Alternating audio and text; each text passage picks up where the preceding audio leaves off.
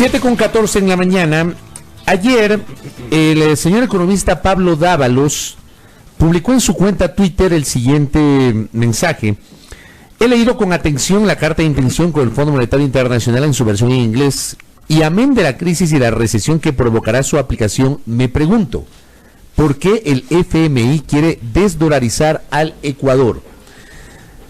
Este mensaje, esta alerta de Pablo Dávalos realmente nos ha sorprendido y le hemos invitado justamente al señor economista Pablo Dávalos para que nos acompañe en esta mañana y profundizar un poquito ese detalle, porque esta alerta que ha generado respecto a una supuesta intención de ir hacia la desdolarización de la economía, al menos yo con Tertulio no lo había escuchado de ningún otro analista económico, de ningún otro tipo de sector que haya estudiado, que haya revisado la carta de intención con el Fondo Monetario Internacional. Economista Dávalos, bienvenido. Bienvenido, economista. Muy buenos días, un saludo muy cordial a todas las personas que comparten con nosotros este espacio. Efectivamente, he leído con muchísima atención la carta de intención que el Fondo Monetario ha suscrito con el Ecuador este 21 de marzo. He visto cómo, por ejemplo, en las proyecciones del Producto Interno Bruto, nosotros antes de la firma de la carta de intención teníamos una proyección de crecimiento de alrededor del 1,5-2%. Luego, el Fondo Monetario nos presenta una proyección negativa para el 2019 de menos 0,5%, ¿no? Es decir, yo ponía en esa advertencia el hecho de que las cartas de intención generalmente tienen efectos recesivos. ¿Qué significa eso? Significa que provocan pobreza, provocan una disminución del consumo, provocan desinversión tanto pública como privada. Efectivamente, antes de la firma de la carta de intención, nuestras proyecciones eran positivas. Ahora, el documento aquí lo tengo, las proyecciones son negativas. Es decir, si no hubiésemos firmado con el Fondo Monetario Internacional, la economía habría crecido, al menos el 1% o 2%. Si hubiésemos adoptado medidas, por ejemplo, de expansión del gasto, como se adoptaron hace algunos años, habríamos crecido un poco más incluso. Pero expansión del gasto desde lo público. No, es público y privado. O sea, el gasto aparentemente, el origen es público, no, pero si tú, por ejemplo, inviertes en una carretera, o sea, el Estado invierte en la carretera, pero quien construye la carretera son es una empresas empresa privada. Son los contratistas. Y quien transita por la carretera son privados. Y quienes trabajan son privados. Son privados. Es decir, existe una especie de efecto multiplicador. Pero y si tú no construyes la carretera, entonces, finalmente, la empresa que construye carreteras no tiene contratos, al no contratar gente, no hay consumo de esos sectores y toda la economía es la que finalmente acusa recibo de eso. Por eso el componente de inversión pública es tan importante. Pero lo que me llamó muchísimo la atención cuando revisé el plan es lo que el Fondo Monetario llama la liberalización de la balanza de pagos. ¿Por qué me llama la atención eso? Porque la balanza de pagos es el corazón de la dolarización. La balanza de pagos. ¿Qué es la balanza de pagos para que entienda el común de la gente? Eso voy. Por favor. En la balanza de pagos se registran todos los ingresos de dólares y todas las salidas de dólares. En la balanza de pagos están las exportaciones, por ejemplo. En la balanza de pagos se registran las remesas de migrantes, en la balanza de pagos se registra la inversión extranjera directa, en la balanza de pagos se registra el endeudamiento que recibe tanto el sector público como el sector privado. Es decir, es el registro de todo lo que nosotros hacemos con los dólares, la forma como traemos los dólares y la forma como los dólares se van de la economía. Y en este momento la balanza de pagos está desequilibrada. Exactamente, hay un desequilibrio en la balanza de pagos. El flujo de dólares que sale es más alto que el flujo de dólares que entra. Entonces, ahí el Banco Central y sobre todo el sector financiero actúan como una interfaz, si tú quieres, para tratar de que los dólares se queden en la economía. Ahora, ¿qué me preocupa de la carta de intención? Es que posibilita la liberalización, es decir, abre la posibilidad para que el flujo de dólares que sale sea mayor, sobre todo cuando plantea la eliminación del impuesto a la salida de capitales, ¿no? Cuando plantea la liberalización de la balanza de capitales. Eso me preocupa y las consecuencias económicas de eso son que los flujos de salida de dólares en el largo plazo comienzan a ser mayores que los flujos de entrada en una economía, además a la cual se le provoca una recesión muy fuerte, en un contexto de recesión, en un contexto donde los negocios empiezan a fallar, muchos sectores van a decir, prefiero colocar mis dólares fuera que tenerlos trabajando aquí en el país, porque si los pongo a trabajar aquí la gente no tiene capacidad de compra, etcétera, ¿no? Por eso es indispensable la eliminación del impuesto a la salida de divisas. Entonces, que el ministro ya anunció en la Asamblea la semana pasada que se lo hará a finales de este año. Entonces, si tú eliminas eso, liberalizas eso y restringes la actividad económica, vas a generar un estímulo, si tú quieres, para que ciertos sectores que tienen capital, que puede ese capital quedarse aquí, ese capital puede generar empleo a través de inversión, pero si no hay el mercado suficiente para eso, porque la economía está en recesión, muchos sectores van a optar con el estímulo que significa ya no pagar el impuesto a la salida de divisas, trasladar sus capitales fuera. ¿Y esa salida de divisas qué efectos tienen en nuestra economía, economistas? Esa salida de divisas genera un costo alto de transacción. El año pasado, de acuerdo a los datos incluso del Fondo Monetario, salieron del país alrededor de 21.000 millones de dólares. En 2018. El 2018, con 21.000. Con impuesto. Con el impuesto. Claro. El momento en que tú pones en cero ese impuesto, imagínate, de 21.000 se pueden transformar tranquilamente en 25.000, 30.000. Nosotros los economistas tenemos los instrumentos matemáticos para medir eso, ¿no? Y establecer cuánto podría ser el flujo de la fuga de capitales si el impuesto a la salida de divisas se elimina. ¿Cuándo se implementó el impuesto a la salida de divisas? Ese viene desde hace algunos años, empezó con 0,5 y subió al 5%, y lo hizo el gobierno anterior de la Revolución Ciudadana. Ellos fueron los que lo ya, ¿por qué le hago esta pregunta? Porque, a ver, nosotros como país nos dolarizamos en enero del año 2000. En septiembre del año 2000 desapareció definitivamente el sucre, estamos hablando del 2000 al 2006. ¿Cómo se manejó o cómo se garantizó la estabilidad de la dolarización si entre el 2000 y el 2006, que ya estábamos dolarizados, no teníamos este impuesto? Porque la economía del 2000 a 2006 era una economía muy pequeña. De hecho, para el 2006 el tamaño de nuestra economía no llegaba a los 45.000 millones de dólares. Entonces las exportaciones de petróleo, banano y demás satisfacían esa economía pequeña. Pero de una economía de alrededor de 45, 46 mil millones, llegamos, 10 años después, a una economía de más de 100 mil millones de dólares. Entonces, ¿qué es lo que financió el crecimiento de esa economía? El petróleo. Tú tienes un crecimiento el año 2007 del precio del barril de petróleo que llegó a cerca de $100 unos años después. Eso nos permitió financiar la balanza de pagos y financiar la dolarización y financiar el gasto que se hizo. Ese ciclo se cierra en el 2014. En 2014 cae el precio del petróleo. ¿Qué hace el gobierno en el 2014? Empieza a endeudarse. Es decir, el gobierno para sostener la dolarización se endeuda. No se endeuda para financiar obra pública ni gasto corriente, sino para sostener la dolarización. Entonces, si tú pero el gobierno de Correa no era en ese momento criticado economista porque según los críticos, los analistas económicos, lo que apuntaba Correa era a desdolarizar. No, por eso quería, pero eso dijeron los banqueros, eso dijeron los economistas. Pero los banqueros pueden decir cualquier cosa. Que el dinero electrónico apuntaba a eliminar la dolarización y le metieron un montón de miedos y de cucos a la gente. No, el problema era que del dinero electrónico era un mecanismo de pago nada más. Pero ¿qué tienes tú en el 2014? En el 2014 el gobierno de ese entonces se enfrenta a un escenario que es el escenario de la crisis monetaria. ¿Qué hace el gobierno en el 2014? Impone las salvaguardas. Impone las salvaguardas no para fomentar la industria nacional, sino para proteger los dólares, porque el país llegó en el 2014 a un nivel de 25.000 millones de dólares en importaciones. ¿Cómo? Impidiendo, digamos, de alguna manera que el consumidor compre productos importados. En el 2014 llegamos a importar agua de Francia, por ejemplo, papas fritas de Canadá. Llegamos a importar frutas de Chile, de Perú, es decir, teniendo nosotros producción aquí. Teniendo producción aquí. Llegamos a 25.000 millones en el año 2014 de importaciones. ¿Qué hizo el gobierno entonces? Puso un stop a esas importaciones. ¿Que fue una medida adecuada con esto que usted está señalando? ¿Fue una medida adecuada? ¿Qué pasó? Que las importaciones cayeron y eso generó una crisis de 25.000 millones a 15.000 millones en apenas 2 años.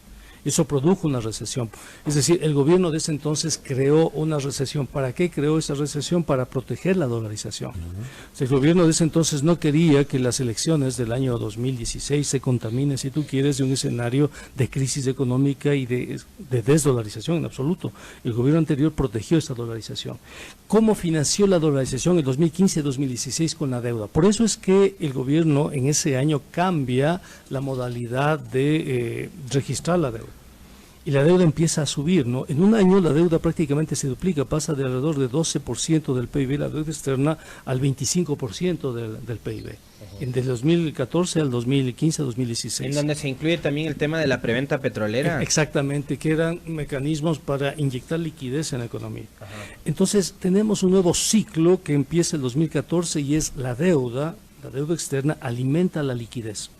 Eso se produce en 2014, 2015, 2016 y sobre todo 2017. El gobierno que más se endeuda, el gobierno que pise el acelerador en el endeudamiento para generar liquidez es Lenín Moreno.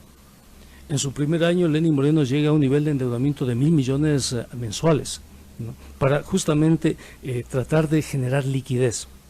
Pero resulta que el año pasado el gobierno de Lenín Moreno cambia los ejes estratégicos de su discurso y con este acuerdo del Fondo Monetario y le dicen vamos a sacar el pie del acelerador de la deuda. El momento en que tú sacas el pie del acelerador de la deuda, el momento en que liberalizas la balanza de pagos y el momento en que produces recesión, tienes un cóctel, es decir, mezclas ese cóctel y claro, es como tuvieras, no sé, algo como el trinitrotolueno, que es todos los elementos que cuando tú haces eso, haces dinamita, pues, ¿no?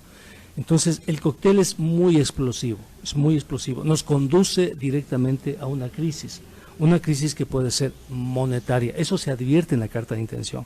Se advierten que se están generando condiciones de posibilidad para una crisis al estilo 1999. Es decir, que no vamos a tener ya circulante. Efectivamente. Hacia donde va economista. Porque el Estado, la capacidad de endeudamiento del Estado se ha restringido, porque tenemos superávit fiscal, porque tenemos liberalización de la cuenta de la balanza de pagos, porque tenemos una recesión inducida, si tú quieres.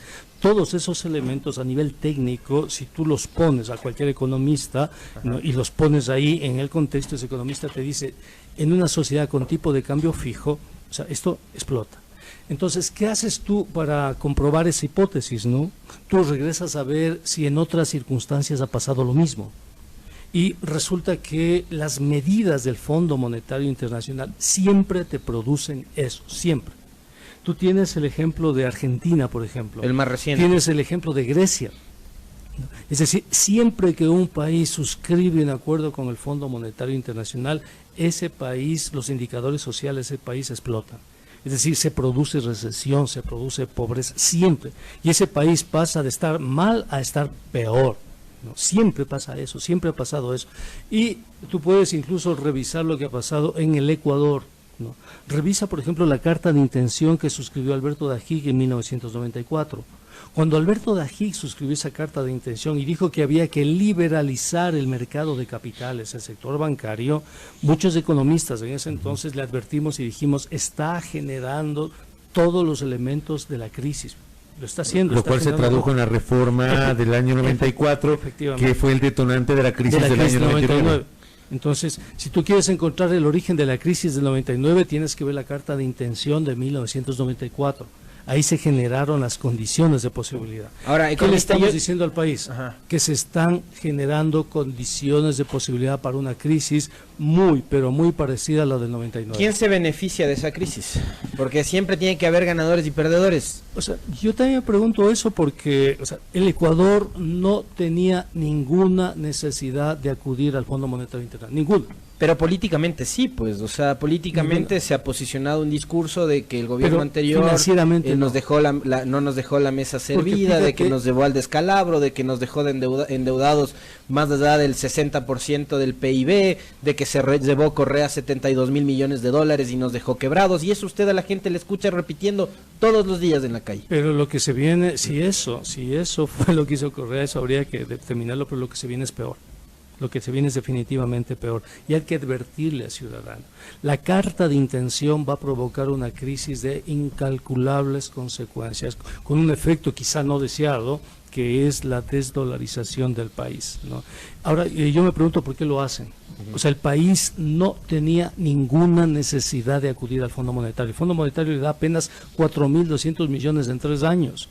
Cuando el presidente Moreno viajó a China, los chinos le dijeron, le damos 8.000 millones. Es decir, no había ninguna necesidad. Pero es el giro político, ideológico, sí, que está en manos de quién, yo tengo una hipótesis, y es el hecho de que El hecho de recurrir al Fondo Monetario Internacional se debe a la necesidad política que tienen los sectores del gobierno de Lenín Moreno para justificar y avalar la privatización. Es decir, estos sectores que tienen, si tú quieres, como objetivo privatizar la infraestructura que se construyó en el siglo pasado y que alcanza un valor de alrededor de unos 45.000 millones de dólares entre eléctricas, telefónicas, banca pública, seguridad social. Estos sectores saben que no tienen la fuerza política necesaria para llevar adelante un proceso intensivo de privatizaciones. Han sido cuestionados por eso. Entonces, este momento, a través de la firma con el Fondo Monetario Internacional, avalan sus posiciones, legitiman sus estrategias y le dicen al país, mira, vamos a privatizar carreteras, vamos a privatizar hidroeléctricas, vamos a privatizar telefónicas, vamos a privatizar banca pública de desarrollo, porque es una exigencia para lograr el superávit fiscal primario, y con eso vamos a estar mejor, dicen, con eso vamos a tener eficiencia, etcétera, cuentas absolutamente claras y demás. Pero en realidad es una estrategia política para apoderarse de los bienes del Estado. Básicamente es eso. Ahora, economista, recibo un mensaje que nos dice, el comentario, el análisis que hace Pablo Dávalos no podría provocar de alguna manera alguna preocupación superlativa que pueda considerarse que está induciendo al pánico financiero, que no es así hacia dónde vamos, porque el gobierno habla del plan de prosperidad y lo que quiere es mejorar la atención de los servicios básicos y ocuparse de los más necesitados, que eso es algo que también ha dicho el presidente Moreno y su equipo económico. Si estás en 1994 y sabes que esa carta de intención te plantea la liberalización de la cuenta de capitales y eso va a provocar una crisis y eres economista y ves eso, ¿qué haces? Te callas. Dices, no, todo está bien. No hay ningún plan de prosperidad. El pueblo tiene que estar absolutamente claro que con esta carta de intención la situación se va a empeorar. Que esta carta de intención tiene dos estrategias básicamente políticas, no financieras ni económicas. La una, como te decía, es avalar y legitimar las privatizaciones, y la otra es reducir los salarios. Es decir, entrar en un esquema de flexibilización laboral absoluta, si tú quieres, ¿no?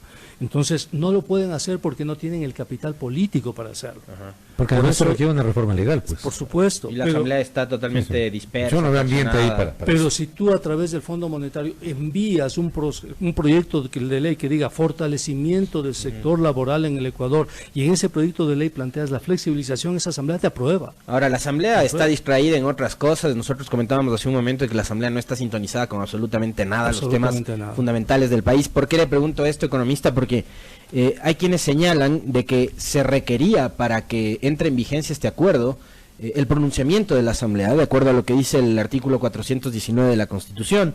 La ratificación o denuncia de los tratados internacionales requerirá la aprobación previa de la Asamblea Nacional en los casos que, numeral 5, comprometan la política económica del Estado. ¿Se requería el pronunciamiento de la Asamblea? No. Pues en este caso no. La firma y la suscripción de una carta de intención tiene que ver con el artículo 4 del Fondo Monetario Internacional del Ecuador. Es suscriptor de ese artículo. El Ecuador es parte fundadora del Fondo Monetario. El Fondo Monetario se creó en 1944 en la conferencia de Bretton Woods y el Ecuador participó, y por lo tanto el Ecuador, de acuerdo al artículo 4, está obligado a entregar las cuentas, si tú quieres, y tiene algo que se llama la cuota del Ecuador en el Fondo Monetario como miembro activo, si tú quieres. Este momento le han entregado un porcentaje mayor a la cuota, por eso se llama facilidad ampliada, se llama el crédito que le han dado al Ecuador. ¿Qué es lo que nosotros le estamos diciendo al país? Que esta carta de intención le va a hacer muchísimo daño al país, va a generar mucha pobreza, va a generar recesión. Fíjate tú, es tan fuerte esta carta de intención que estamos conversando con un grupo de economistas que se llaman los economistas, el Foro de Finanzas y Economía. ¿Heterodoxa? No, nosotros somos los heterodoxos. Ustedes son los heterodoxos. Pero están los otros que son los neoliberales, los ortodoxos, y ellos también están preocupados de esto. Es muy probable que la próxima semana hagamos una rueda de prensa conjunta. ¿Quiénes, por ejemplo, están preocupados? Marco Flores, por ejemplo. Sí, lo hemos escuchado, sí, yo lo he leído y él está muy preocupado, ciertamente. Los dos foros, fíjate tú, el Foro de Economía Alternativa, que es un espacio, si tú quieres, más, por decir, socialdemócrata, más keynesiano, más progresista, y el otro foro, que es el foro más ortodoxo, más clásico, más neoliberal, los dos espacios estamos preocupados. Los dos espacios vamos a conversar esta semana y la otra semana vamos a dar una rueda de prensa conjunta y vamos a firmar un acuerdo conjunto expresando nuestra preocupación porque esta carta de intención le va a conducir al país a una recesión realmente fuerte, va a provocar mucha pobreza. Hay que parar esta carta de intención y la consecuencia de lo que dice esta carta de intención puede ser, es una hipótesis de trabajo, puede ser la desdolarización. Están puestos todos los elementos. Sí, hay que decir que es una hipótesis. Sí, por supuesto, lo he dicho eso. O sea, por eso yo lo dije en mi tweet, o sea, todo esto nos conduce, la liberalización de la balanza de pagos, ¿no? La restricción de la capacidad del Estado, por ejemplo, a través del superávit fiscal primario, que son términos técnicos, la recesión provocada por la disminución de la demanda agregada, todos esos elementos nos llevan a un escenario de caída abrupta del modelo de dolarización. Por eso no entiendo por qué lo hacen, no entiendo por qué no lo ven, por qué no lo visualizan, está ahí. Es como exactamente igual que en 1994. Todos los elementos de la carta de intención del 94 nos llevaban a una burbuja financiera y esa burbuja financiera nos llevaba a una crisis y efectivamente pasó en 1999, ¿no? Entonces lo que le estamos es advirtiendo al país. Esta carta de intención implica crisis social. Esta carta de intención implica pobreza, esta carta de intención implica desinversión, etcétera, ¿no? Claro, tiene muchos términos técnicos y yo trato de no incorporarle porque no se va a entender los términos técnicos, pero sí quiero decirle al ciudadano que como economista, o sea, yo soy PhD en economía además soy experto en el Fondo Monetario Internacional, tengo un libro escrito sobre el Fondo Monetario Internacional que se publicó en el extranjero. Se va a traducir al inglés mi libro sobre el neoliberalismo y se va a publicar en Londres, entonces sé de lo que estoy hablando, sé exactamente de lo que estoy hablando. Esta alerta, por eso la invitación a Pablo Dávalos, esta alerta para el debate público respecto del contenido de la carta de intención con el Fondo Monetario Internacional. Economista, gracias por estos minutos que nos ha concedido aquí el espacio. Gracias, hasta la próxima. El economista Pablo Dávalos conversando de economía y la carta de intención con el Fondo Monetario Internacional aquí en A Primera Hora, 7:36, pausa.